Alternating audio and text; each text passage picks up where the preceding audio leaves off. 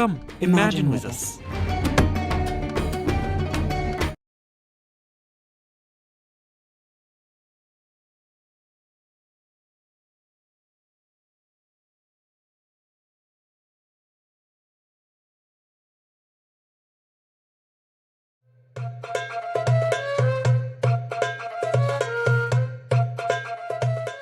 Can and may we, in present-day Berlin, imagine a Middle East unified in peace and equality? Across national borders and religious and lingual divisions. With literature, discourse, and music. Cinema, performance, poetry, special feminist and queer discussions. The 4-day Middle East Union Festival, with guests from all over the world, makes this vision seem within reach and invites you to freely explore ideas of utopia. Come, imagine with us.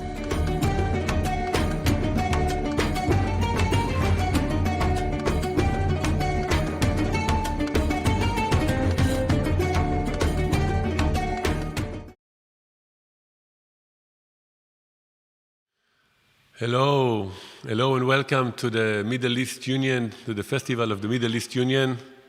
Thank you all for connecting to us today. We have an exciting panel, the literary vision, Bi-national literature and translation as a Middle East Union culture. And today we have three interesting participants. Before I will introduce them and their biographies, I want to talk a bit about what we're going to have in this panel. Well, the lack of translation from Arabic into Hebrew and vice versa is often described as a challenge to the cultural understanding. However, participants in recently established translation project at the Van-Leer-Institut in Jerusalem under the name of Maktub and the Translators Forum turn a spotlight on living and breathing Arabic prose and poetry. They will talk about their work practices, about the vision, and also they will present us with their latest publication, Amputated Tongue, Palestinian Prose in Hebrew. And let me introduce our three panelists today. First, Professor Yehuda Shenav Sharabani is a professor emeritus of sociology at the Tel Aviv University and a senior research fellow at the Van-Leer-Institut in Jerusalem, as well as a member of the scientific committee at the Center of Advanced Studies in Nantes. Is the editor and chief of Maktub, editor-in-chief of Maktub, Bi-national translation of Arabic literature into Hebrew. Dr.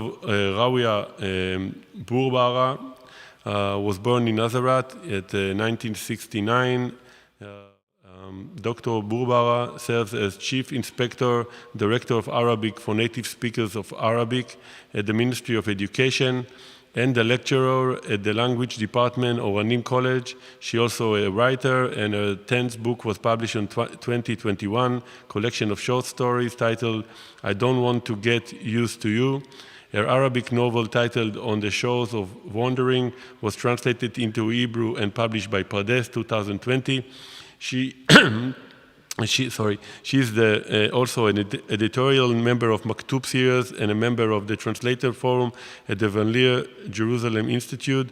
She is also a member of Mahmoud Darwish Association. Yad Baraguti was born in Nazareth in 1980 and lives in Accra. He is a writer, a translator and editor. He is the deputy editor of Maktub series, of translation from Arabic literature into Hebrew. A collection of his short stories titled Bain al-Bayut was published in 2011 by Dar Malmiya, Cairo. His first novel, Bard Akana, was published in 2014 by Dar al-Dab in Beirut, and in 2021 it published into Hebrew titled Akreska Tale. Baraguti has written, translated, and edited children's books. And I welcome you all to the panel. Thank you for joining us, Yehuda, Iyad, and Rawia. We'll start with the first question. Why are you translating from Arabic to Hebrew, and how many books you translated so far, and how much is translated from Arabic to Hebrew in Israel? Thank you, Mati. I will take the lead and start, provide some kind of a bridge version of the Maktub project with my two dear friends, Rawia and Yad. The project is a joint venture of Palestinians and Jews who translate Arabic literature into Hebrew. Literature includes prose and poetry. Prose includes novels, short stories, and classical memoirs, poetry, plays, and the like. We published so far since 2017 approximately 20 books. 1/3 of them are Palestinian novels, which is respond to the green rate of translation of books from Arabic to Hebrew, which is virtually zero. I mean, you'd find 1 or 2% of all translation from Arabic compared to English, French, German, Italian, which flourishes. For example, during the 150 years since 1870, there were only 25 novels that were Palestinian novels that were translated to Hebrew. This is really a shame, and part of this project is a political project to remedy this kind of situation. We have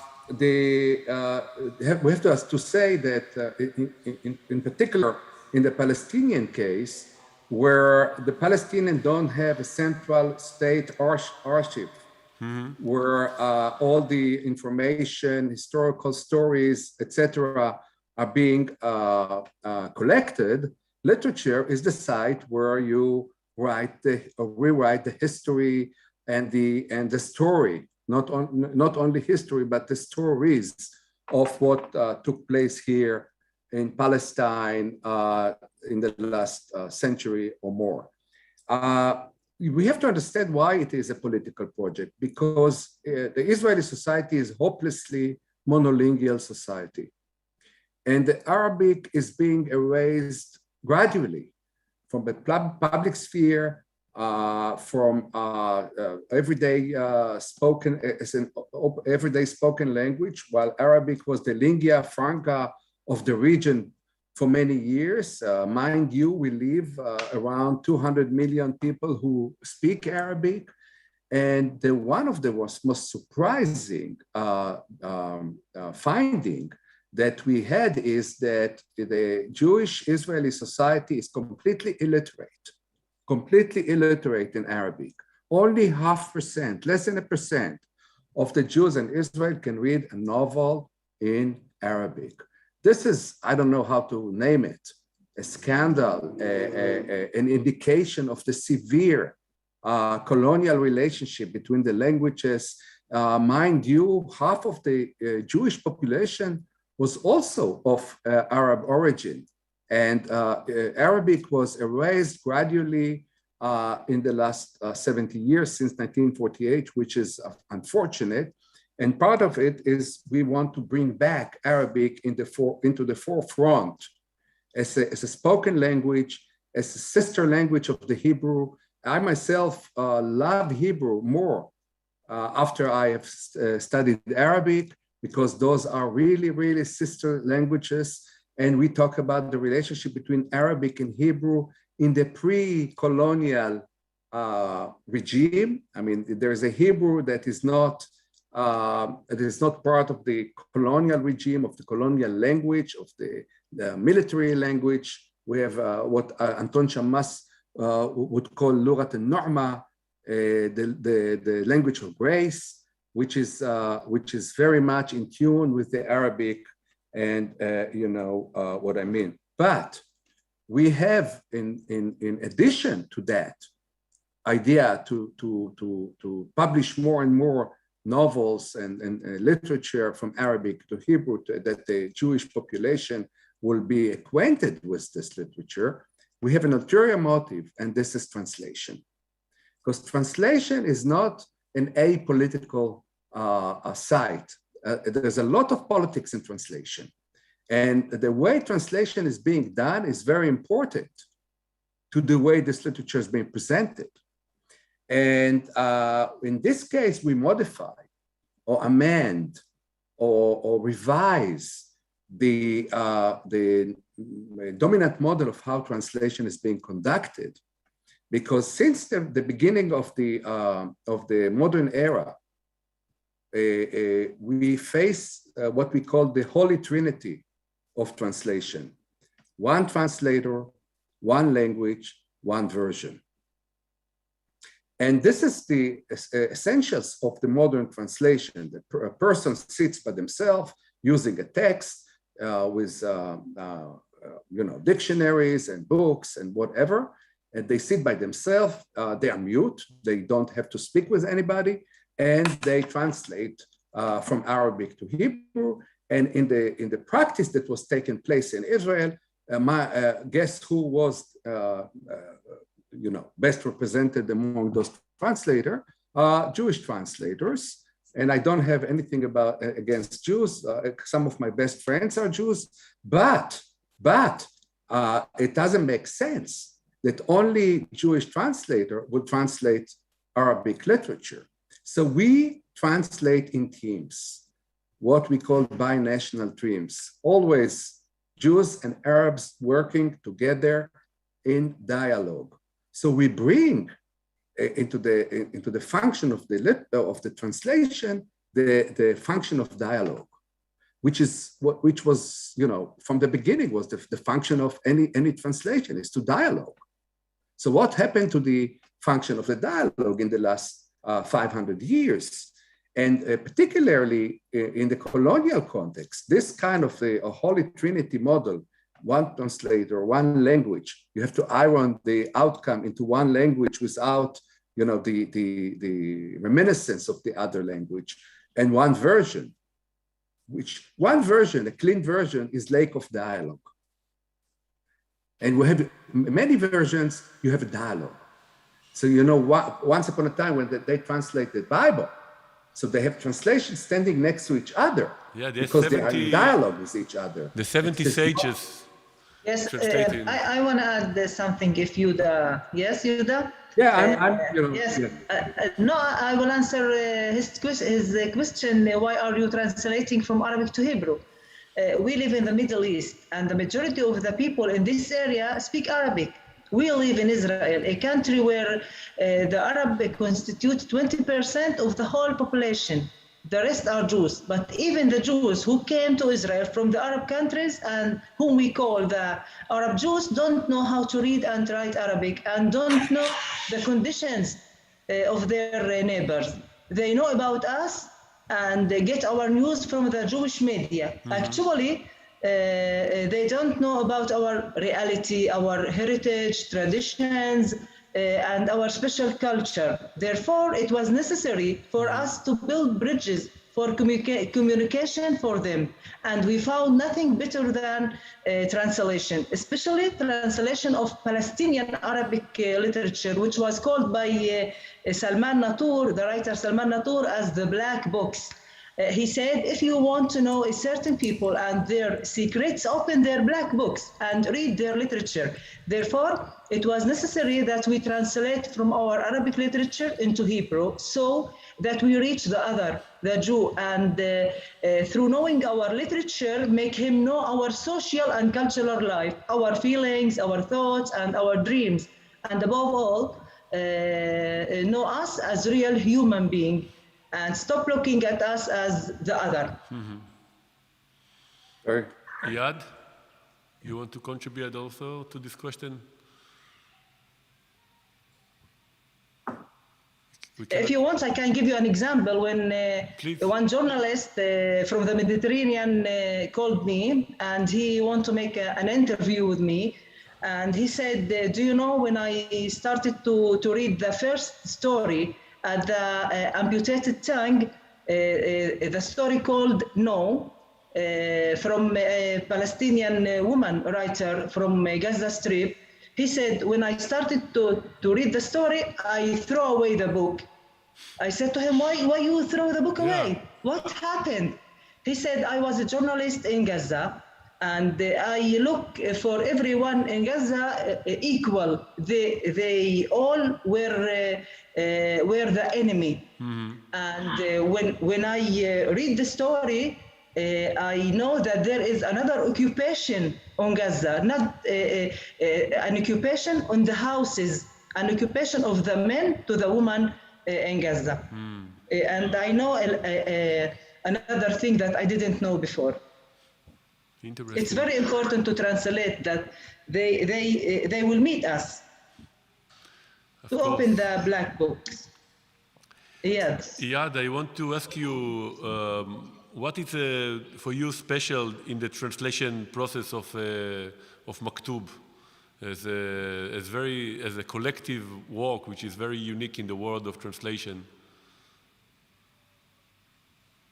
We cannot hear you, Iyad. Yeah, you ask what is special in this work. All of this work is special. It's a unique model. I'm a translator since many years. I didn't work in the model of collective translation. I was alone, facing my laptop and the dictionaries, asking myself questions and sending the Word file via mail to the editor, and that's it. And I translated into Arabic. So my sphere was the Arabic language because I'm Palestinian. I am Arabic. This is my sphere. This is the sovereignty. Okay, I have sovereignty in the Arabic. But when Yuda asked me to join Maktub, I was confident because Yuda is there that there will be something new there, a new approach for translation as intellectual work and as activism also. It's not a professional work as I do in my different missions. So becoming a translation editor in Maktub and becoming a lector. So the first thing I did in Maktub was as a lector. I wrote reports like lecture for books, and I decided I recommended recommending the books that should be translated to Hebrew. So it's a kind of power that I got as a Palestinian to be a vital part in the process of choosing the books.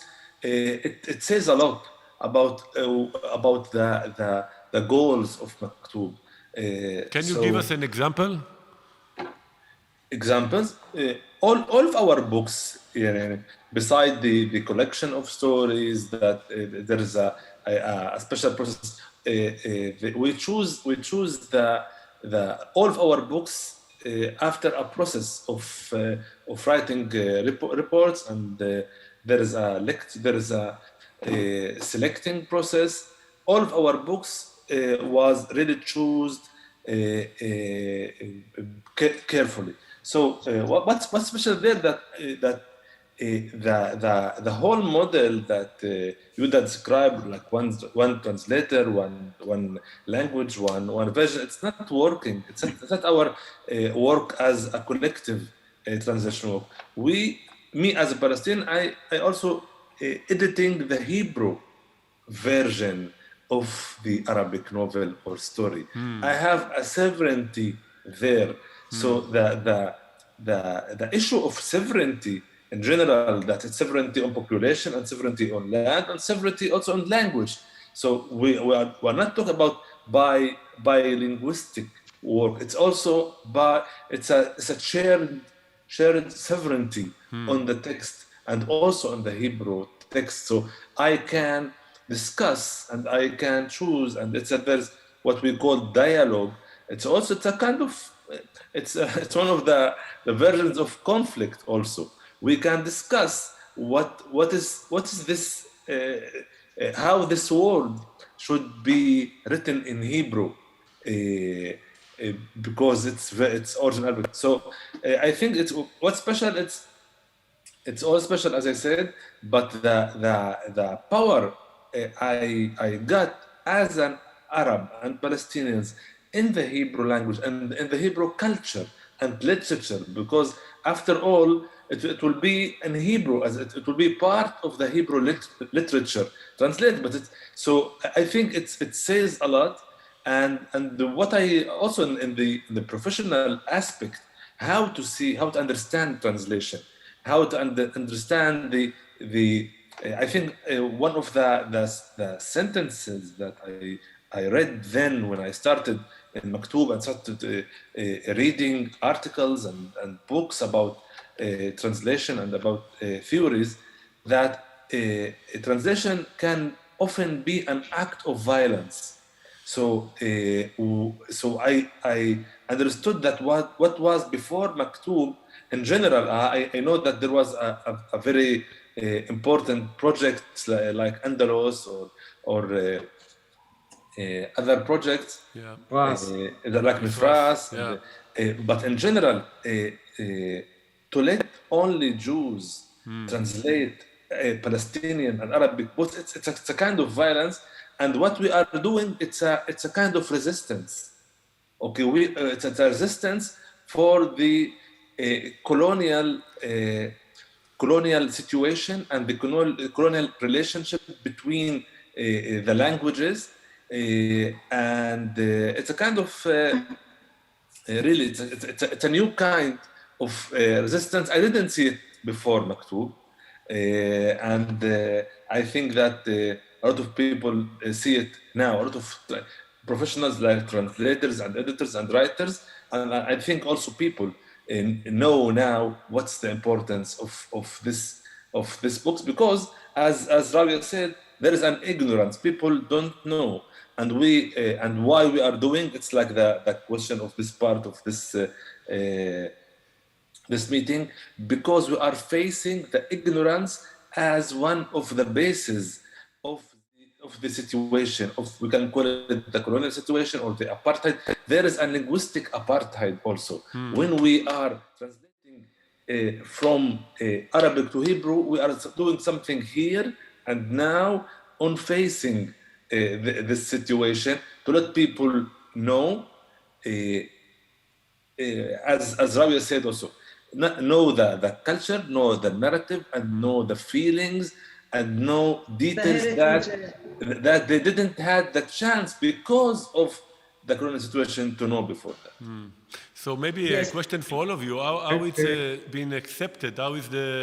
What is the reaction with the month's publication into Hebrew from Arab culture? With your permission, let me give you a few examples of books that we have published. Yeah, do so, please. For example, we published this book, which is called The Letters, Al-Ghasa'il in Arabic, which is the communication of exchanging of letters between Mahmoud Darwish and Samih Al-Qasim.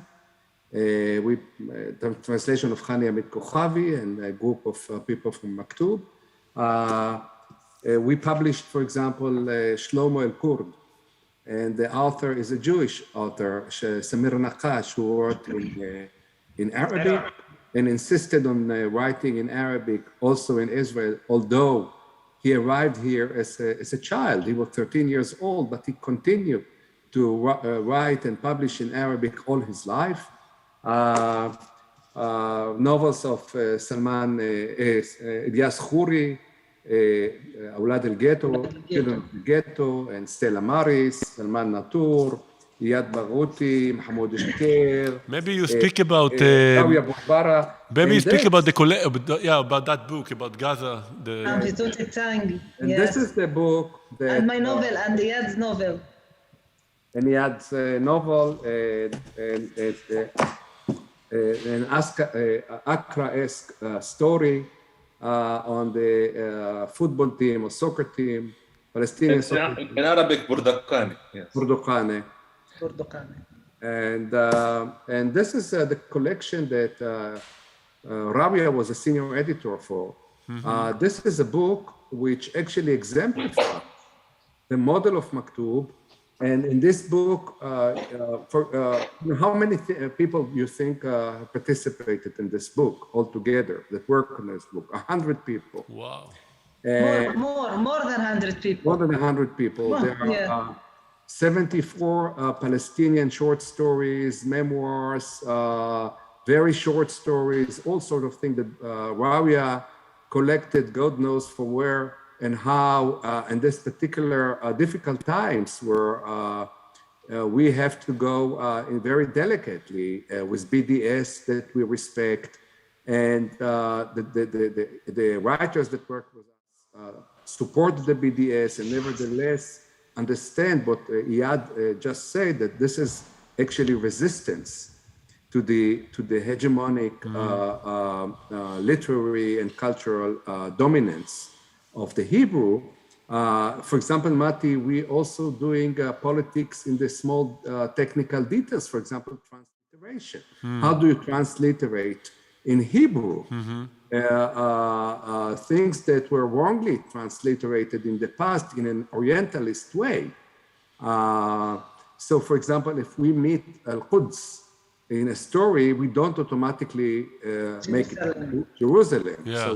So and when Iyad is writing about Akka, we write Akka and not Akko, and we don't, and we not Judaize the text, space. Yeah. But before we go to the other books, maybe I want to ask Rawia about this collection from Gaza, about a bit about the process, how you reach the writers, the reactions. Tell us more about how can a Palestinian from inside of Israel connect to Palestinians from? It was very hard. 4 years I collect stories from writers from the Gaza Strip, from Al Khalil, Hebron, from Jerusalem, Ramallah, Jordan, Tunisia, Lebanon, France, from everywhere. I can get a story with the permission from the writer. Also exile. We don't publish or translate any story without permission from the writer, and it was very, very difficult. At first, it was very difficult. They said to me, Rawia, what do you want from us? Do you want that the Arab people at the Arabic world will say that we are with the naturalization, that we are with Israel and we agree that of the establishment of Israel state. What do you want from us? I said to him, if you don't want to translate your stories, okay, let the Jews know about us from the media, from their media. They don't know Arabic. They don't look at TV news in Arabic. They just look at their channels, and they know Muhammad Shqir and Jamil Salhout and all the writers just from the Jewish media. Yeah. Let the other know you from your literature, from your stories, and because we are friends. I'm a writer. They are writers. We have trust in each other. They tell me, okay, we agree, and we want to see what will be. And now we are working at the second part of the amputated tongue, and it's very easy now. It's more easier. The writers called me and asked for me to put and to translate their stories now. To Hebrew. Great. Yes. Yeah. Maybe Yuda, you can answer also a matter question about the responses for our books, because it's an important question. ההתקבלות, the acceptance of it in the Israeli culture. Reception is, it depends. It's a political context. There's more and more interest, as Rawia said, in Maktub, both internally and externally. And we publish the books, the novels. Some of them get received. For example, Children of the Ghetto that was the first novel in a trilogy, which addresses the massacre in Lod in 1948, and thereafter, basically talking about refugees, internal refugees, Palestinians who live on their own homeland, in their own homeland as refugees.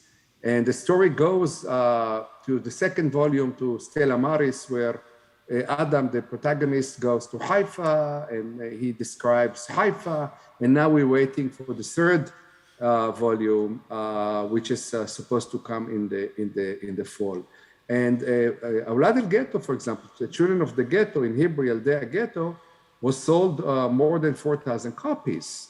Wow. And to talk about the way we perceive that project, which is a political project, we actually had an evening in the ghetto of Lod on the day of the massacre with the descendants of the survivors, and Elias Khoury on the screen from Beirut, talking about the events through literature. So you meant the massacre of 48 of the Palestinian lead natives, Palestinian natives of Lod, Lid. Yeah, Yes. Yes, and that shows you that you know, for example, when Elias Khoury published his Bab al-Shams, which was translated by Andalus to Hebrew, there was in area E1 in between Jerusalem and Ma'ale Adumim, there was a settlement established by Palestinians called Settlement Bab al-Shams. And so you see how reality follows literature and takes idea and imagination from literature. The same thing is here. In a pragmatist approach, we think that our translation, joint translation in the public sphere, are not only part of aesthetic, of literary field, but it's an action in the real world. We sit together. I see Rawia, I see Yad, we talk Arabic and Hebrew and vice versa, and both languages are present at the same time. And this is actually in contradistinction to the premises of the colonial structure. But how did you get to the idea? I mean, you were a chief scholar in the researcher in the Van-Leer-Institut back then, and then you individually learned Arabic in Sakhnin, I guess it was, right? Where did you learn Arabic in the school? In Nazareth? Nazareth. And then Jaffa. how it happens, how did you come up to the Van-Leer-Institut and tell them one day, I want to make a translation forum, and not only that, I don't want to work individually, I want to work collectively. Where? Tell us about the founding moments. There's one individual that Rawia has already mentioned and need to be mentioned here, is the late Salman Natur, a friend, a dear friend, that has gone already 4 years ago. Suddenly, he was part of that embryo, this group of people we thought together about the idea of working together. It started actually when Salman, Allah yarhamu, one day asked me, Yuda, can you translate my novel? Me, you, and the Fall. And I said, what do you mean I will translate your novel? How can I translate a novel? And I said, why not? Let's do it together. And we sat together and we translated together Hi Ani V'Astav, Hi Anna Wal Kharif. It was such an experience that we sat together. I did a draft. He came to my place and we sat together. Actually, Salman, my friend from Dalia, who was one of the first Palestinians who coined themselves, Druze, who coined themselves as Palestinians, and it got him a lot of trouble within his own community and society, but he was stubborn and went with his truth and his identity, and he taught us a lesson how to be loyal to your values. And Salman used to leave every morning his home in Dalia El Carmel, driving to work in Haifa And it's about an hour drive, and he would occupy me all the morning speaking with me Arabic, and I tell to myself, he's wasting my time every morning. I don't have to escort him when he goes to work. But you know, I miss so much those moments when he actually insisted that I speak with him only in Arabic. And we came with this idea. Then a friend of us, Dr. Yoni Mendel, who you know very well, I need to mention here, was a big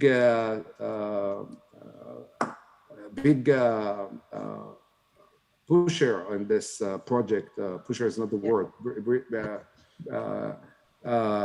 Accelerator of that project. And we said, how do we do that? Because when we do joint translation in teams, mind you, it takes more time, it's more cumbersome, it's more costly. Who would fund such a project? And we were able to garner funds from Mifal Pais, which gave us complete freedom to do what we want. And the Van-Leer-Institut, Professor Shai Lavi was very kind with us and gave us the push to start this project. And you know, we have like now 14 more books underway. Wow. And people are working on classical memoirs, on poetry, on more novels. We are issuing 4 Iraqi novels soon. I think Iyad wanted to say something about the Arabic context in large, because we have spoken about that earlier. Iyad? Yes, the issue that we are doing 2 things at the same time. We are translating more Palestinian literature, and third, if we can imagine, third of the Palestinian novels that was translated into Hebrew since the 18th century, okay, third of them was translated by Maktub.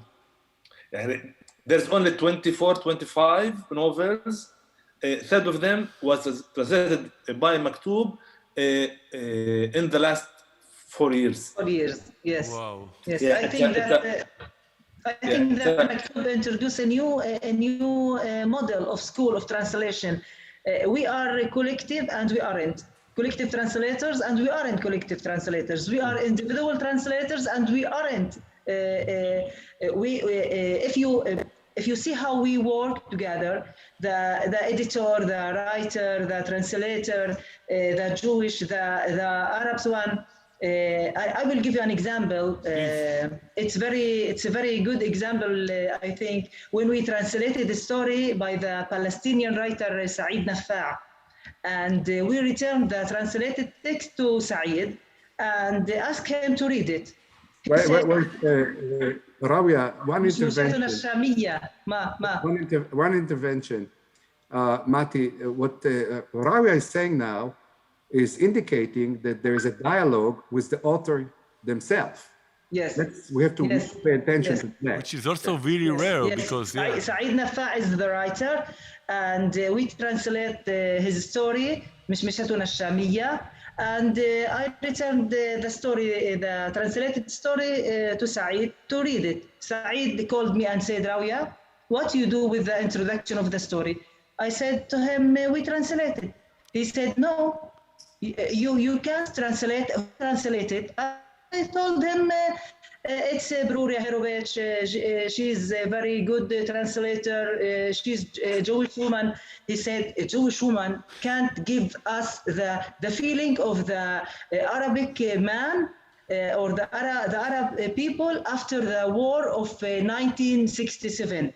I want the introduction of the story to see the feeling. I said, Saeed, how can we translate feeling? بربك, we can't translate feeling. He said, but we must, Rawia, we must.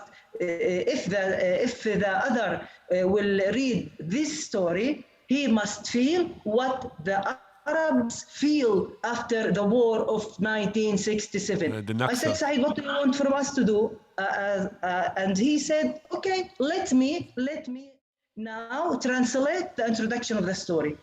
and I gave him to translate it. And there was a dialogue between Saeed and Bruria, a very good dialogue. I learned from this dialogue how can we translate feelings, and this dialogue end in peace, and we published the story. Yeah. Great story. Yes, And, yeah, but Iyad, where he it's lives? a good example. He lives And I'll get back to the idea of a dialogue momentarily, but Iyad wanted to say something about the larger context, Awalan. Yeah, in one hand, we focus in the Palestinian literature because of the political aspect of the importance of the Palestinian narrative in the context of the conflict. But in the other hand, we see the larger picture, and as the Arabic literature as part of the Arabic culture, as one of the most important characteristics of the area. Okay, so in the past, what was translated into Hebrew is main books mainly from Egypt. But what we are doing now is bringing a new, vital, full of life literature from Iraq, from Lebanon, of course. From Tunis, أحلام. Yeah. الجزائر, Algeria. From Algeria, like we are like because of we are talking on the context of the Middle East Union. So it's important also to mention that the way that the Israeli Jews see the Middle East from the perspective of this journalists who are specialists in the more Arabist journalists that see the world from the security point of view, from Orientalistic point of view. That's how Israeli Jews see the Arabic world and the Middle East. What we are trying to do in our small project, after all, we are a small project with a big vision, but what we are trying to bring like an examples of a Middle East with its truth. Okay, not with its idealistic and unrealistic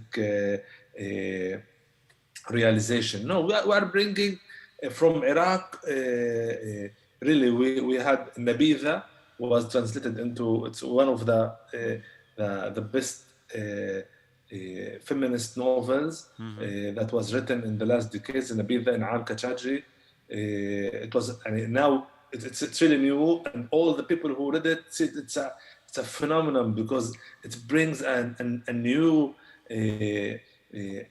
picture, a new image, a new life scene from the Middle East. So I think it's important, also important role of Maktub, and we are trying to do it as we can. We publish 4 books every year, and we have 14 books that already was translated that are waiting on the waiting list. So yeah, it's important to mention that. Amazing. Yuda, you mentioned that you work all with personally. Also, we talked about it, and also we have one of the writers, also you yourself, Iyad, was translated. Maybe yes. Yuda, tell us a little bit about the work with Elias Khoury, one of the greatest writers of the Arab world today, living in Beirut. And first of all, how did he agree to participate in translation with working with you? I mean, it was published before by Andalus, but still, it's he has his opinions, and I wonder maybe you can tell us some stories about working with him about your personal. I read your book about it, and it was really interesting. It started in serendipity. I was in London, and I bought one of Elias's great novels called Wujul Bayda, White Faces, and I bought it when I started to learn Arabic. And I remembered that I was on the plane back to Tel Aviv, and I opened the novel and read it, and I was mesmerized. I was really mesmerized. The writing of Elias Khoury mesmerizes me, and I felt an instinct, an urge to start translating it, and I took a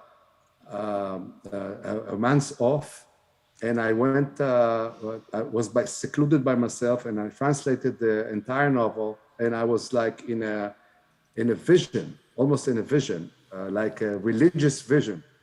And I remembered when I finished translating it, I was crying out of climax, anticlimax, and whatever. Then when I finished translating Wujul Bayda, I realized that now, what do I do now?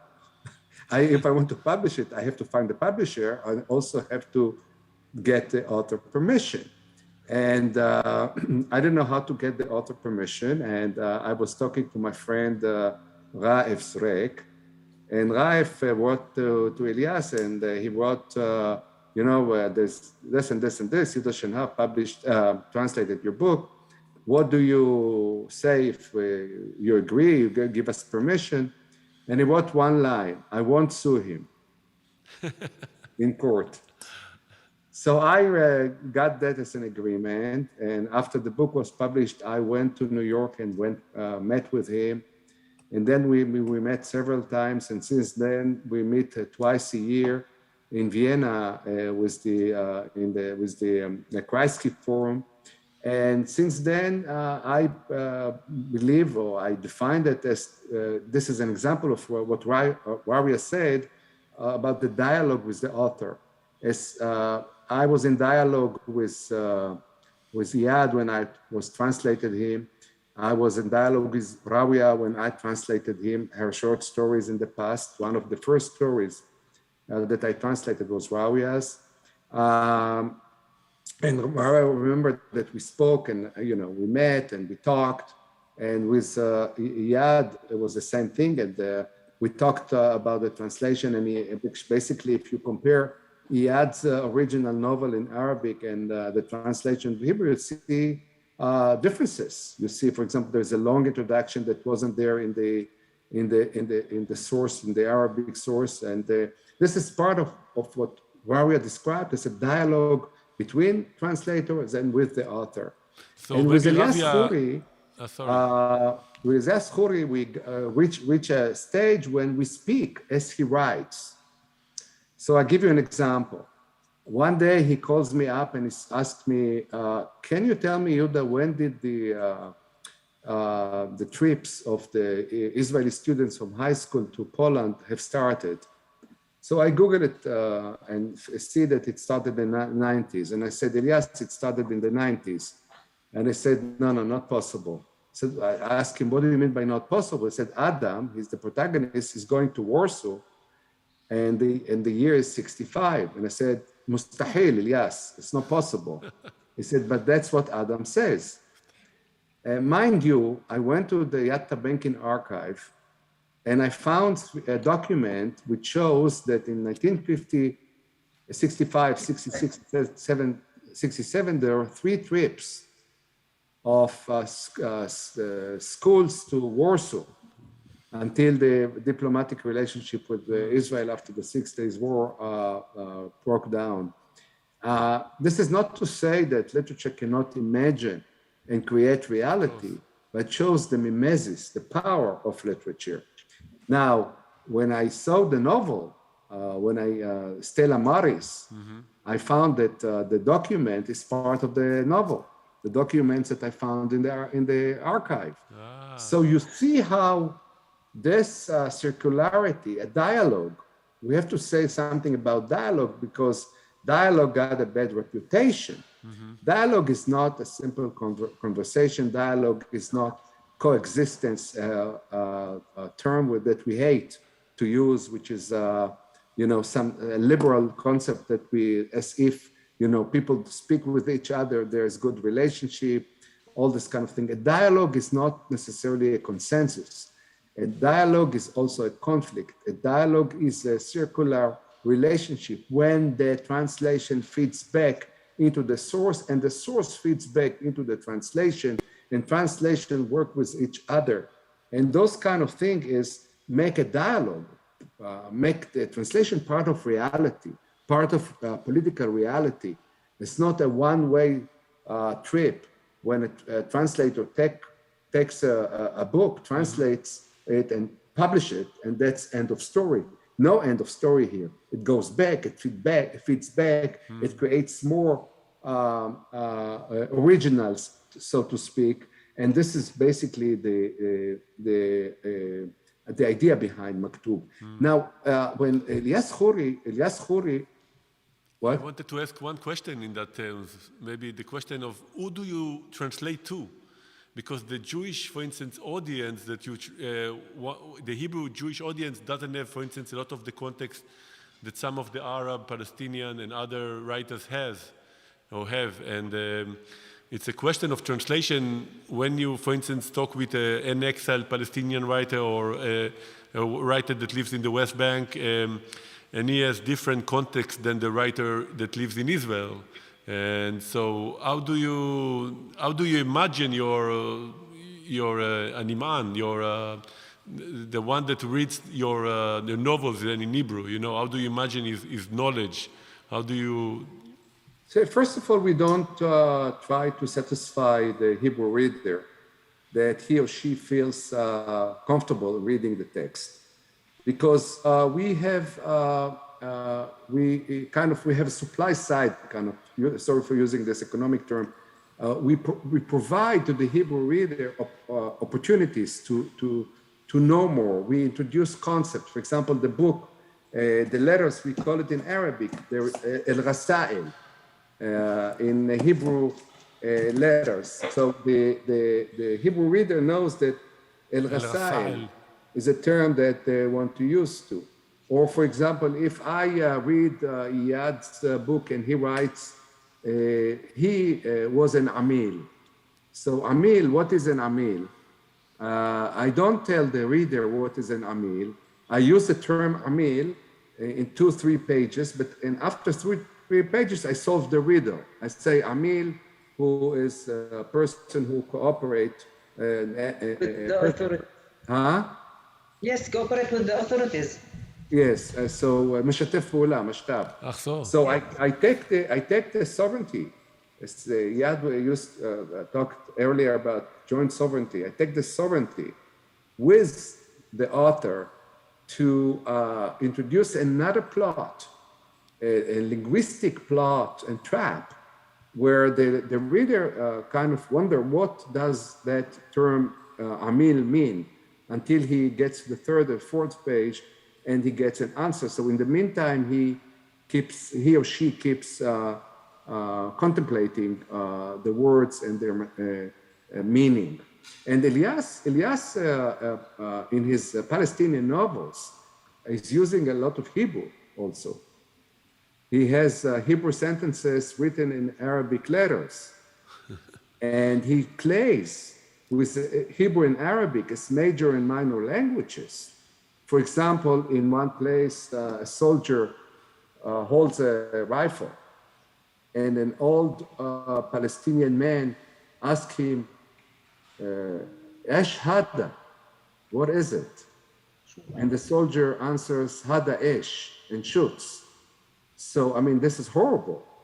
But the play with the languages, major language and minor language at the same time, deterritorialize the Hebrew language and does not leave it intact, but leave the Hebrew reader not at ease with this literature.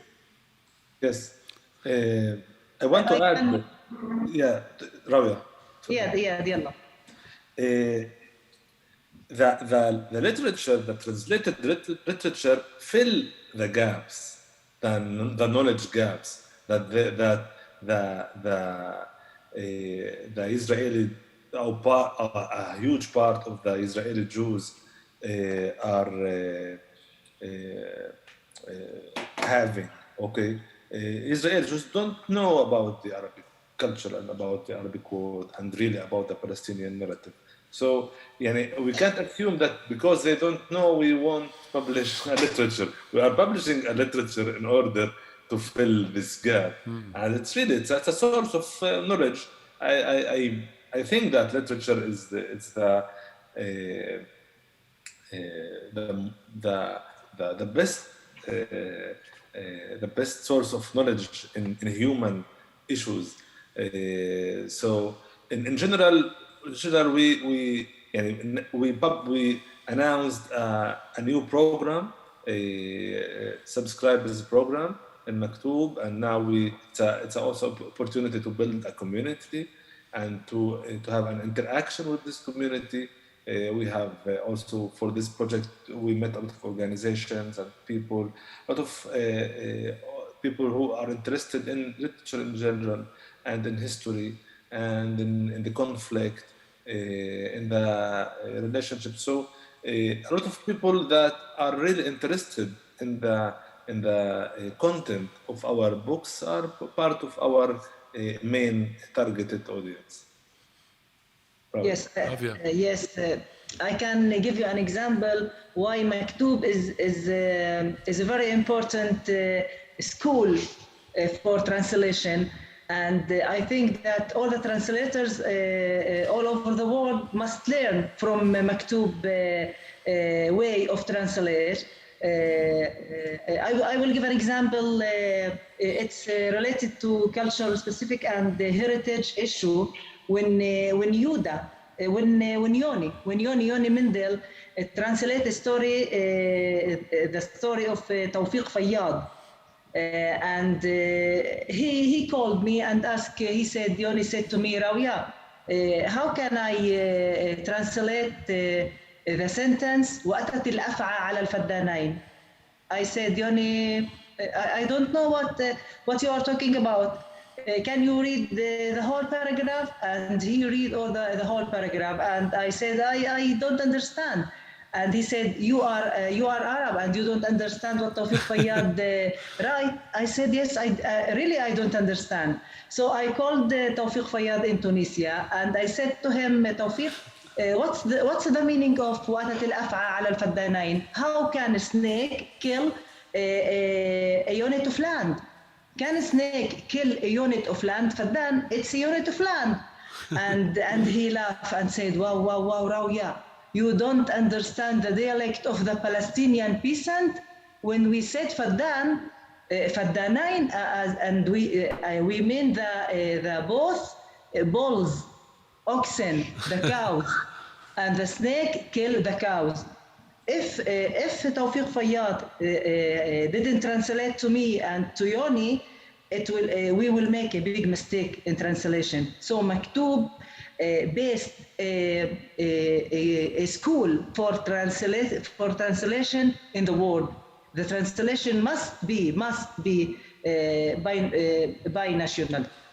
And so there's other examples of this working in collectively in a place of a conflict and colonial regime and still doing this wonderful binational translation process. You went to conferences, or did you met with other people that know about this project, or you are a unique project also in the world, not only in Palestine, Israel? Ravia. Yeah, do you have an example? I think that what we did last year in Cambridge, Yehuda, and in King's College, before the coronavirus, and we also have and part because of the actors of Maktub, we're also interested in research. Not only we are producing, also we are developing a new research in the field of translation. So we participated in the in two events in King's College London and in Cambridge. We talked about the the translation in conflict zones. So yeah, so it was an opportunity for us to share our knowledge, and it's also important to thank you and to thank your festival in letting us really share our experience, our vision, our stories also to your audience. When my story was translated, I read the story and I asked myself, I write something like this. I don't believe it's not my story, and I read it once again, and I return to my story at Arabic language. Oh my God, who changed the end of the story? And I was very excited.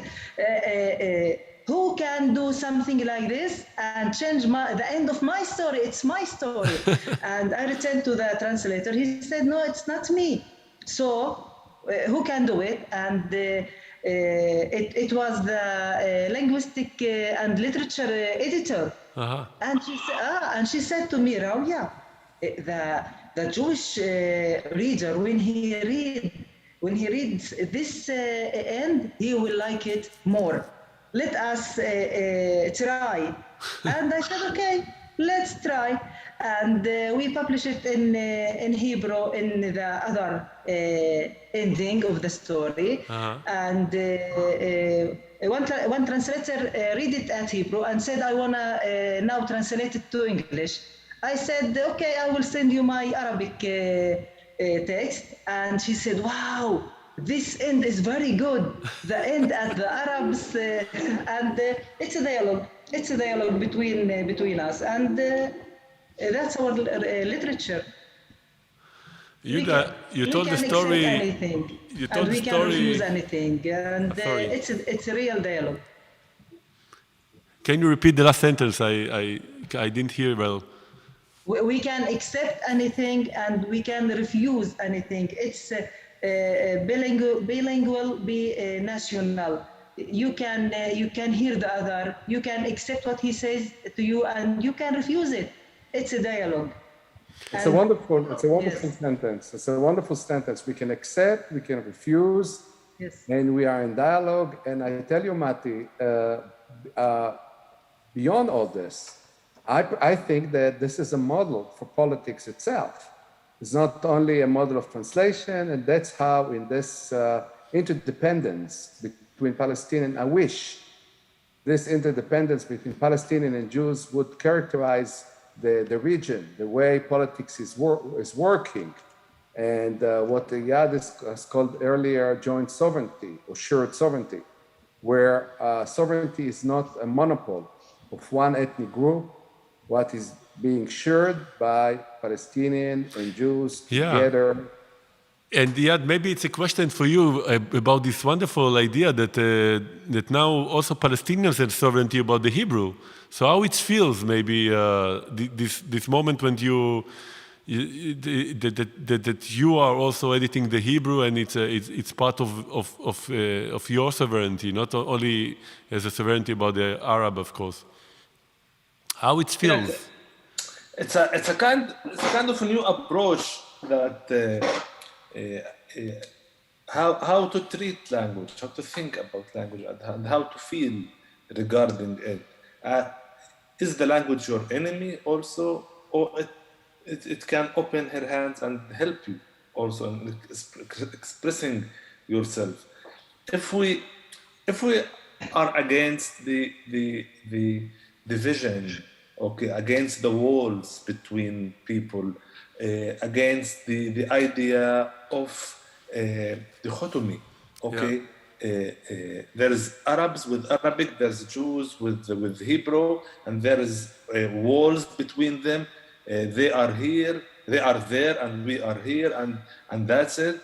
If we are thinking about also in the idea of the area, all of the Arab world and the Middle East, we can think about walls and about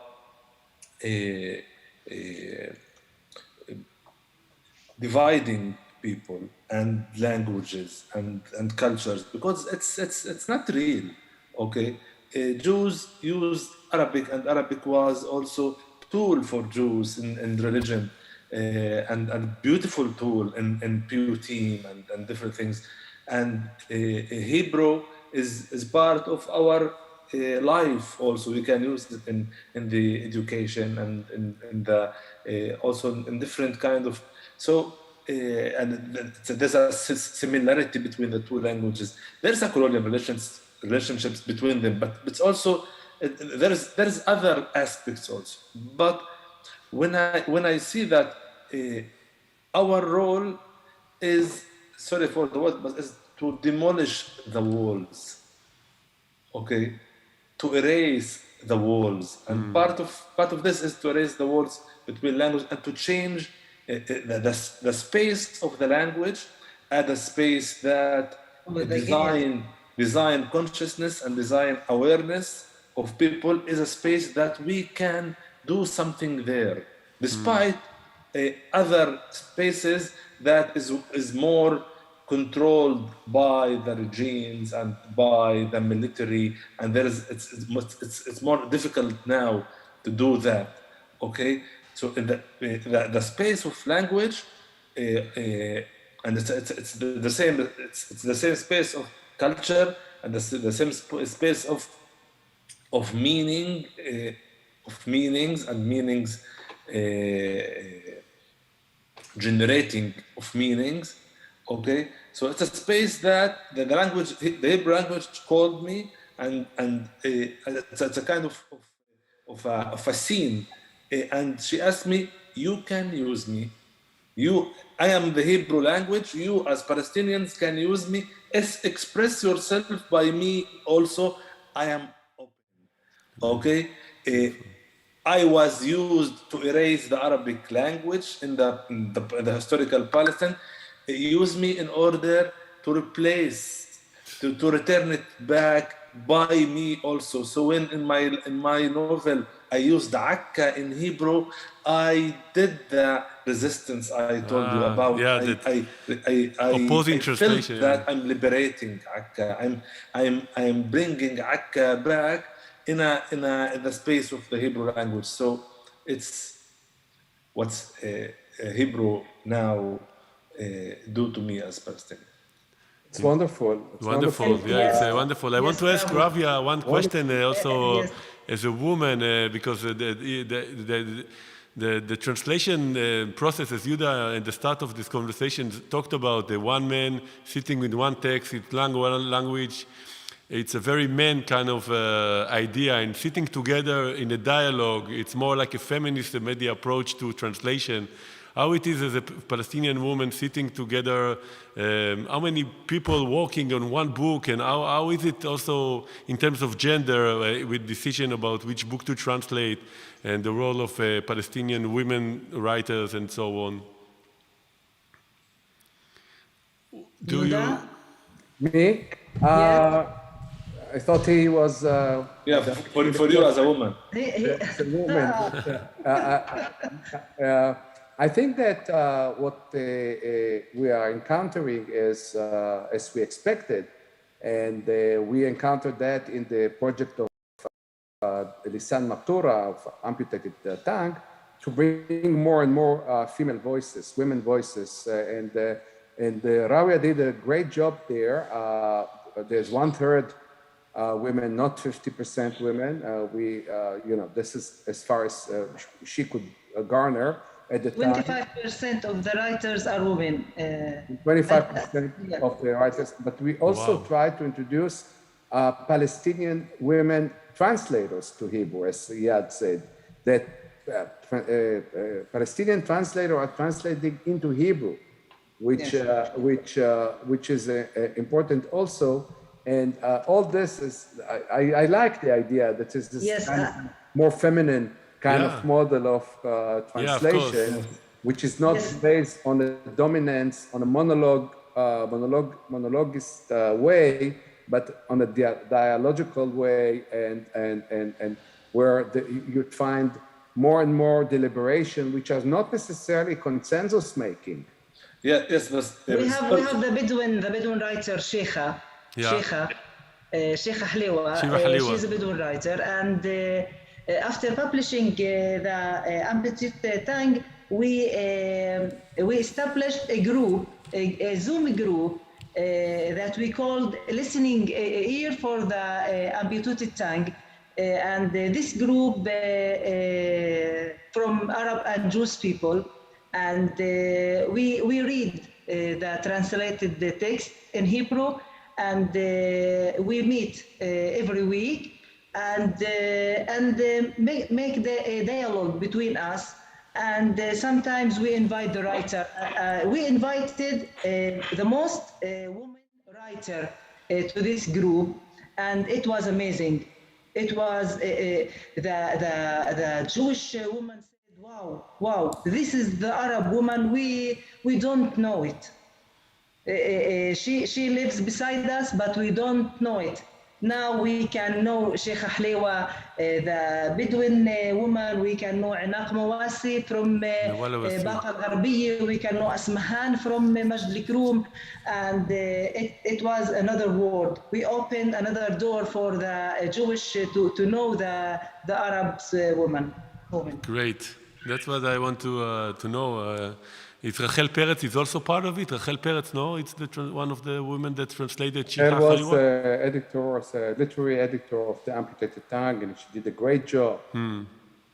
Okay, let's check if we have a question from the audience in the Facebook. If not, I'll ask you one more question. Just a second. The audience.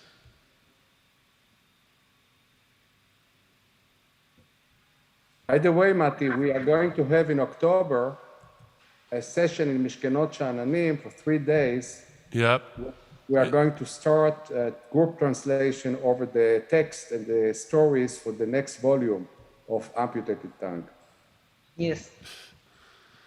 Yeah, but the question of women and men, we have our gender sensitivity.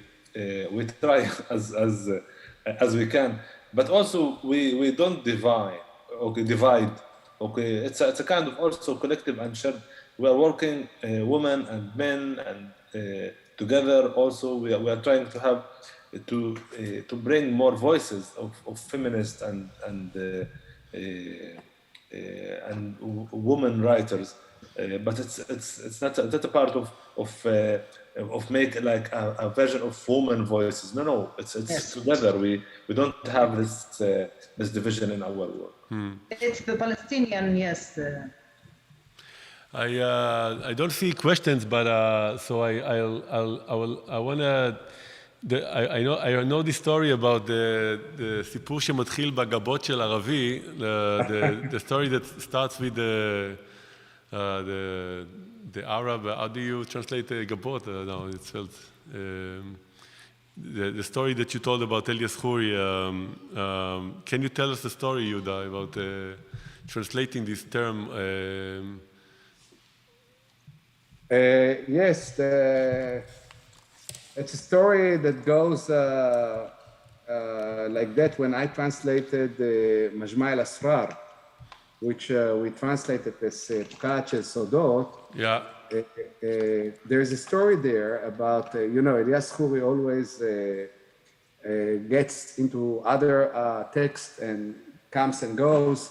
So he writes about the protagonist that is also in Chronic of Foretold Death by Marrakech. And what we find is that he describes Ibrahim Nassar, who is supposed to go to Colombia following his uncle Yaqub Nassar, but apparently Yaqub Nassar is murdered in Marrakech's novel, and the trip is cancelled.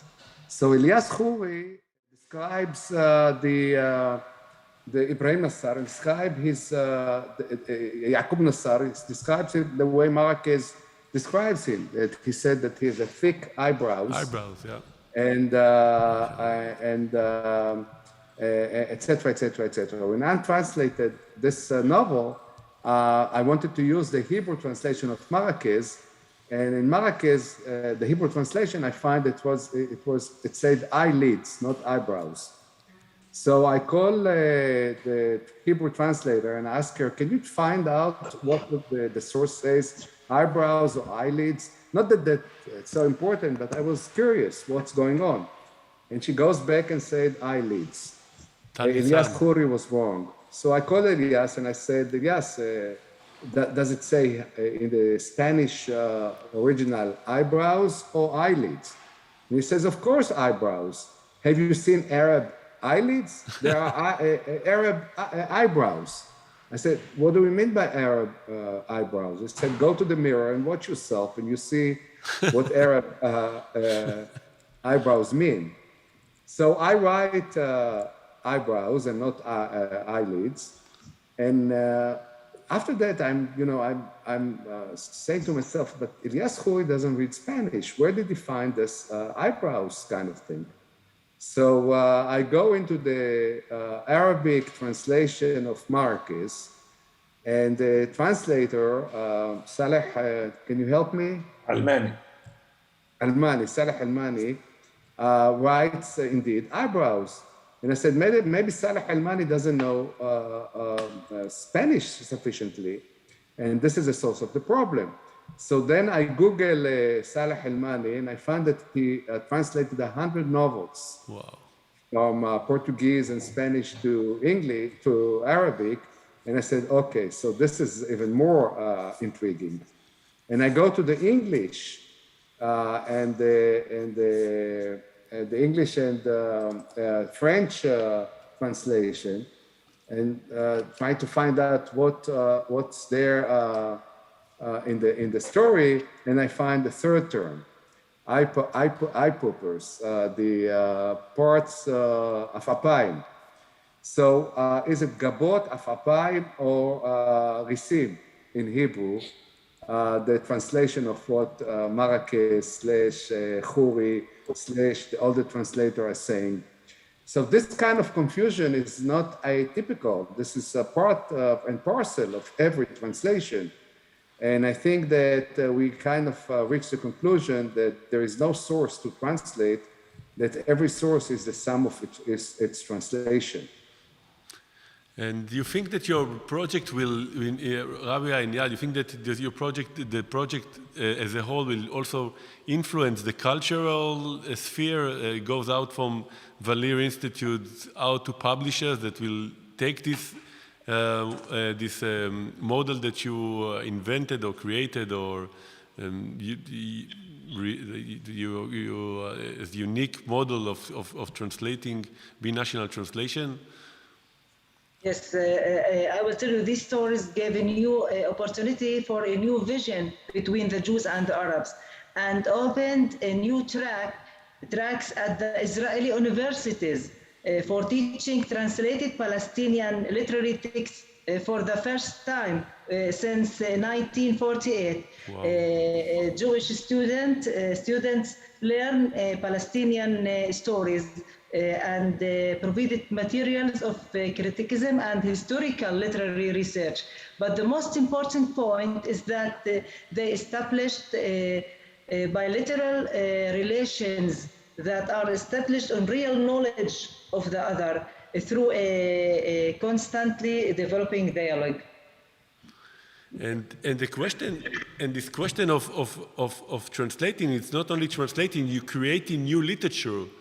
So you think that also, like, writers that are now watching and reading the books, both from the Palestinian and in the brightest context of Arabs and inside of the Hebrew context and the Arab-Jewish context, this model, this I don't know, let's say spring of fresh water that wasn't that so many years was dry, and I mean, there was some experiences to try to translate. We didn't talk about them, but there was Mifras with in the 70s publishers, and there was Andalus in later on.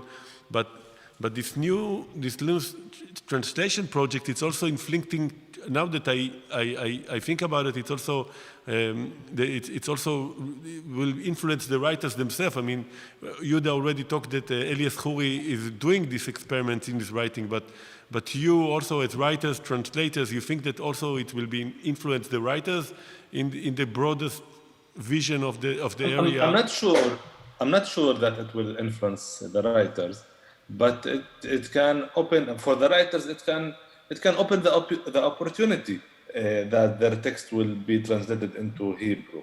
That it's a kind of doing something else with the literary text that generally was translated into English and sometimes or French or other main languages in the world. So translate Hebrew with all of the tension, with all of the conflict, for the Arab writers, when it can be an opportunity, maybe the dialogue will be there also somehow. But I think the impact also can in the area. If we're talking about, and we have the last minutes of our session, yeah. But I think it's the issue of what role can literature play in our area that full of conflicts between different groups. Okay, how can it help us to understand the history from the point of view of the different groups, and how can it help us also to imagine the future of this area or part of it, and how literary writing and translation as actions that we do here and now can be something that writers and translators can do to face the different forms and situations of injustice and of that inequality and ignorance and all of that.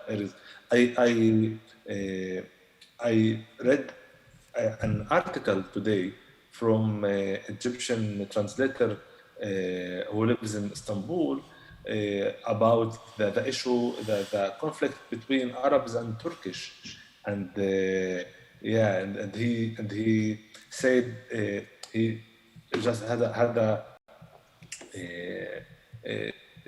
he used what Aziz Nissim, the important Turkish writer, say when after he visited Egypt and Iraq in the 60s, what he said about the importance of translation between from Turkish literature and Arabic literature, that he said that it's the thing that can change the situation,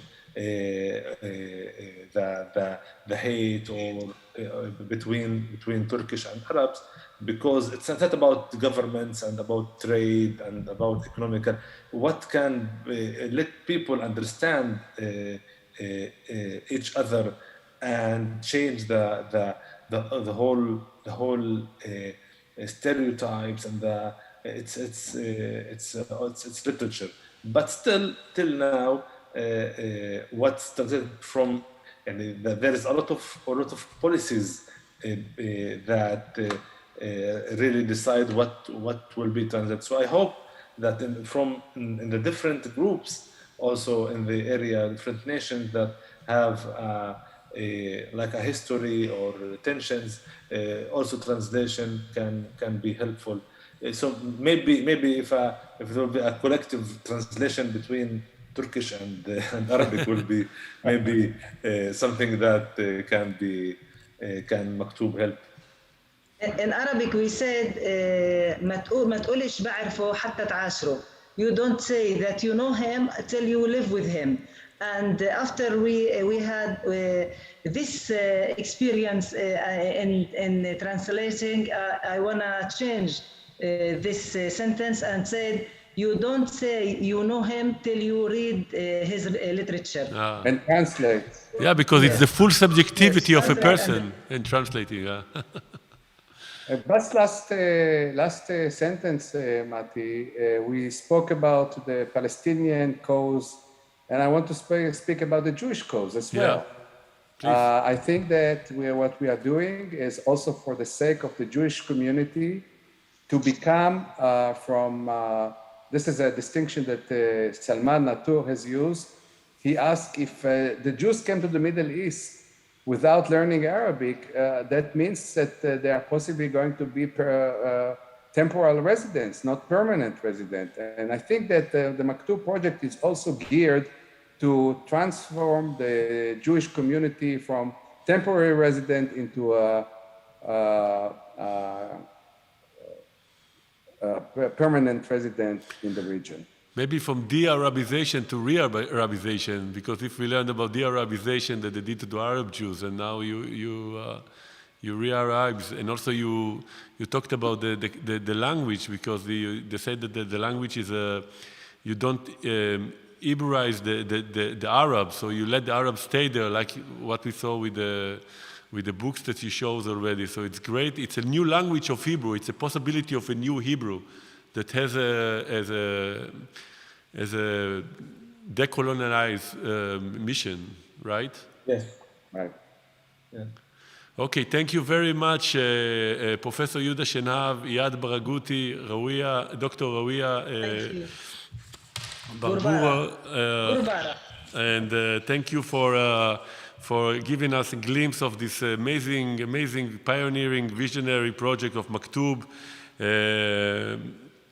Really, I hope you will inspire not only the region, but also other places of conflict in the world. And for me, as one of the representatives of the Festival of the Middle East Union, if there will be ever a Middle East Union, it's you already has the seeds of how to work together in a Bi-nationale and a decolonized project. And I wish you a lot of books to translate and to publish, and a very fruitful work in the future. Inshallah, God will give you a lot to continue. Thank you very much. Thank you. Thank you. Sharafna. Thanks a lot. Thank you a lot. Okay. Come, imagine with us.